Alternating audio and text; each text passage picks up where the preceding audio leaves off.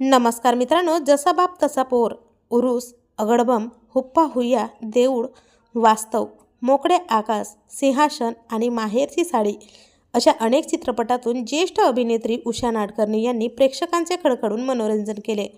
तसेच उषा नाडकर्णी या big boss Marathi 3 या रिॲलिटी शोमध्ये देखील झळकल्या आहेत.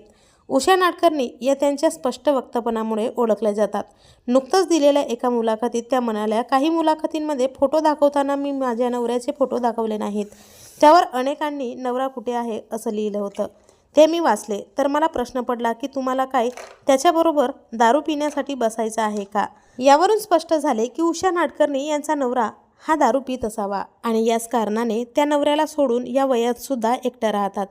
त्यांना अभिजित नावाचा एक मुलगा असून तो प्रेक्षकांना बिग बॉस मराठीच्या घरात पाहायला मिळाला.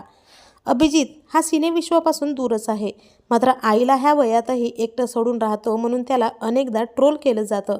त्याचे लग्न झालं असून तो त्याच्या बायकोसोबत वेगळे राहतो आणि याच कारणामुळे का असेना उषा नाडकर्णी यांनी मला काम करत असतानाच मरण यावे असे देखील म्हटले आहे.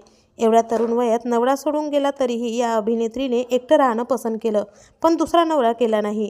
आजच्या पिढीसाठी ही एक आदर्श घेण्यालायक गोष्ट आहे. गेले 60 वर्षापासून त्या सिनेसृष्टीत काम करत असून देखील त्यांनी कधीच दुसऱ्याचा विचार केला नाही. आईवडिलांनी ज्या मुलाला निवडून दिला त्याला कधीच या अभिनेत्रीने धोका दिला नाही. आजही ते सोबत राहत नसले तरी उषा नाडकर्णी या त्यांच्याच नावाचा मंगळसूत्र सतत गळ्यात वावरतात. तर तुम्हाला उषाताई नाडकर्णी यांचा अभिमान वाटतो का? कमेंटमध्ये नक्की सांगा. धन्यवाद.